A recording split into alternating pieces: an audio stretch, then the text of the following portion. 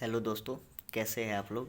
पिछली वीडियो में हमने बात किया था स्टैट्यूटरी ऑडिट के बारे में। आज हम इस वीडियो में एक बहुत इम्पोर्टेंट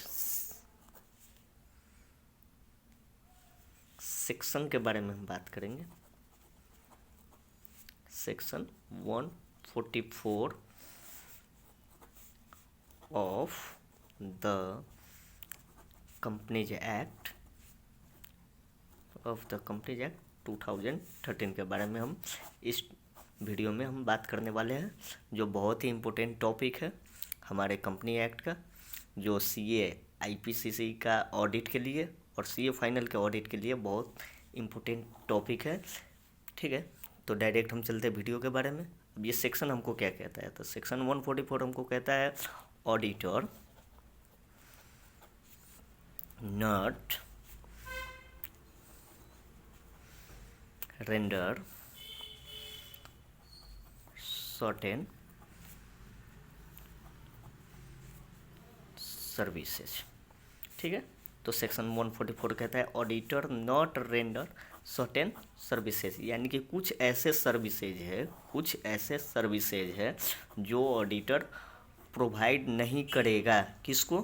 कंपनी को। जिस कंपनी में ऑडिटर अपॉइंटेड है वो कुछ ऐसे सर्विसेज है जो ऑडिटर प्रोवाइड नहीं करेगा, यानी कि नहीं देगा। किस लिए?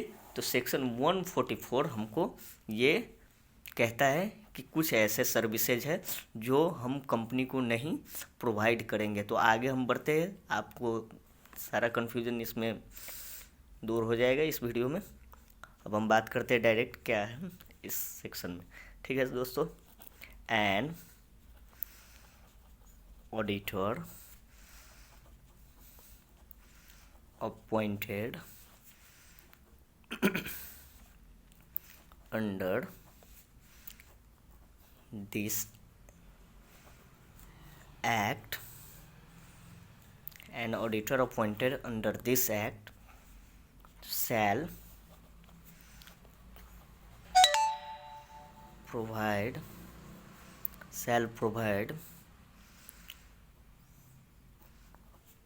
to the company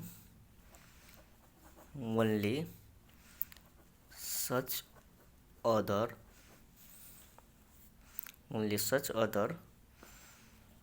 services which are approved by the board of director and audit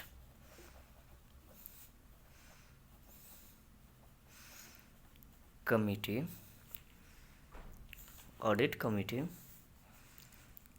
as the case may be। ठीक है, बट अब यहाँ समझने वाली बात है जहाँ पे ये सेक्शन हमको अप्लाई होता है। कौन सा section? 144 of the companies act 2013। But such services shall not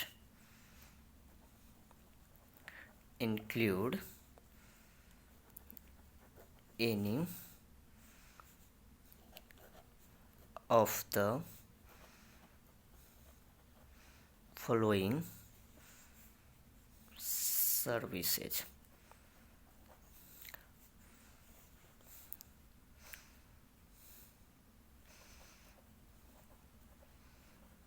whether such services are rendered directly or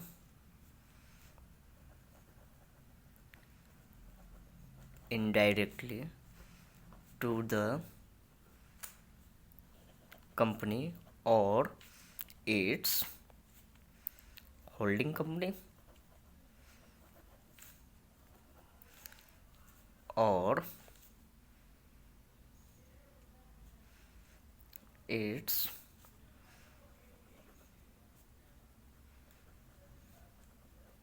subsidiary company. ठीक है दोस्तों, अब वो सर्विसेज के बारे में हम जानेंगे। उससे पहले हम इसको समझते हैं कि हमने क्या लिखा है, उसके बारे में हम जानते हैं। Auditor appointed under this act. ठीक है, auditor appointed under this act means section 139, जो सेक्शन 139 में ऑडिटर अपॉइंट किया गया है। ठीक है दोस्तों, an auditor appointed under this act shall provide to the company only such other services which are approved by the board of director and audit committee। इस पे हम एक और वीडियो बनाएंगे। ऑडिट कमेटी क्या होता है, ऑडिट कमेटी कहाँ पे होता है, इसका सेक्शन है सेक्शन 177। इस पे हम वीडियो बनाएंगे कि ऑडिट कमेटी किस कंपनी पे एप्लीकेबल होता है, किस पे नहीं होता है। ठीक है दोस्तों, तो आगे बढ़ते हैं।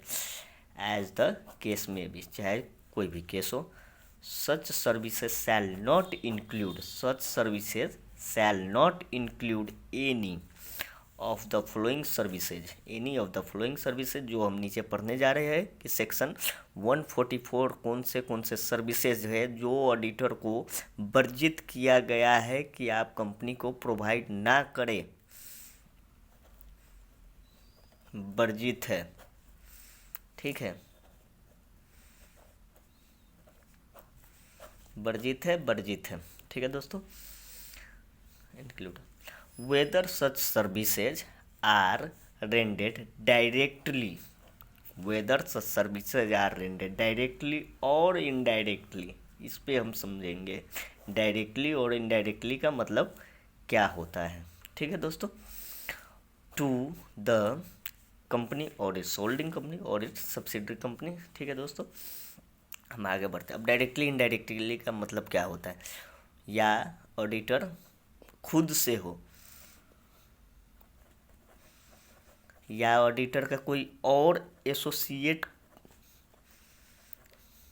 कंपनी है, वो कंपनी भी नहीं प्रोवाइड करेगा, या उसके कोई रिलेटिव का भी है, वो भी नहीं प्रोवाइड कर सकता है। ठीक है दोस्तों, अब जैसे कि डायरेक्टली और इनडायरेक्टली का हम एक एग्जांपल से समझेंगे कि क्या होता है। जैसे कि एक ए लिमिटेड कंपनी है। ठीक है दोस्तों, ए लिमिटेड कंपनी में मिस्टर मिश्रा ऑडिटर है। ठीक है दोस्तों, मिस्टर मिश्रा ऑडिटर है। अब ये मिस्टर मिश्रा का एक और एसोसिएट फॉर्म है। ठीक है, झा LLP, ये इसमें पार्टनर है मिस्टर मिश्रा। ठीक है दोस्तों, अब जब मिस्टर मिश्रा ए लिमिटेड का ऑडिटर है तो सेक्शन 144 यहाँ पे जो एप्लीकेबल होता है वो डायरेक्ट झा लिमिटेड पर भी एप्लीकेबल होता है। ठीक है दोस्तों, ये होता है डायरेक्टली और इनडायरेक्टली। और बिना टाइम गवाए हम चलते हैं कौन से सर्विसेज है, डायरेक्ट आते हैं अब क्वेश्चन पे अपने। ठीक है दोस्तों, तो ऐसे मानेंगे तो ये हमारा जो हमने ऊपर लिखा था, ये तो हमने नीचे मीनिंग समझा, ऊपर जो लिखा था वो हमारा पॉइंट नंबर 1 हुआ। अब कौन से जो फॉलोइंग सर्विसेज है हम उसके बारे में अब हम जानेंगे। तो 1 नंबर में accounting and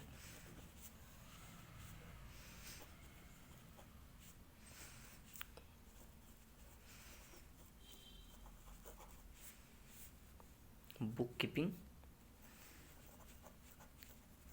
services.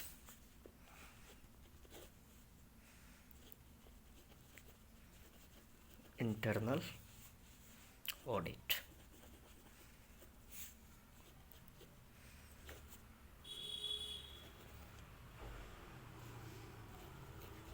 Design and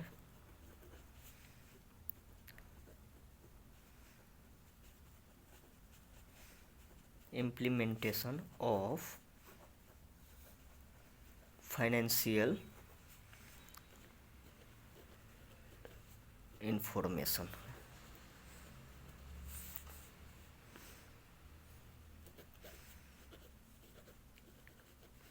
Actuarial services.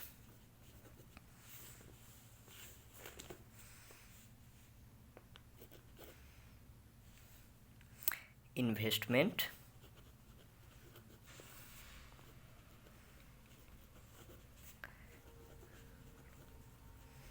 advisory services.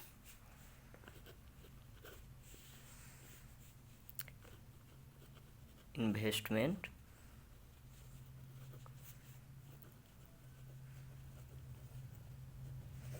Banking services. ठीक है,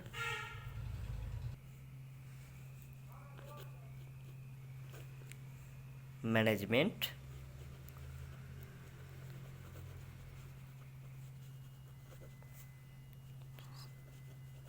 सर्विसेज। ठीक है,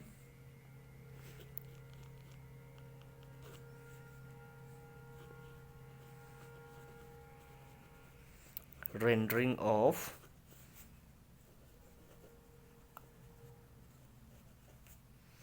outsource फाइनेंशियल सर्विसेज। और लास्ट में हम any other services as may be prescribed. ठीक है दोस्तों, तो हम डायरेक्ट अब आते हैं जो सर्विसेज है जो नहीं प्रोवाइड कर सकते, वो सर्विसेज के हम एक रीडिंग कर लेते हैं, समझ जाते हैं कि क्या है। Accounting and book keeping services, ये हम नहीं प्रोवाइड कर सकते हैं। इंटरनल ऑडिट, इसका भी मैं एक वीडियो अलग से बनाऊंगा इंटरनल ऑडिट के बारे में, उसमें हम समझेंगे कि इंटरनल ऑडिट किसको कहते हैं। ठीक है दोस्तों, और इसका सेक्शन है 138, ये कहाँ कहाँ अप्लाई होता है हम इसके बारे में भी उस वीडियो में अलग से समझेंगे। ठीक है दोस्तों, तो ये सर्विस इंटरनल ऑडिट नहीं प्रोवाइड कर सकता है। Design and implementation of the financial information, ये आप जब ऑडिट शुरू में पढ़े होंगे तो मैनेजमेंट रिस्पॉन्सिबिलिटी में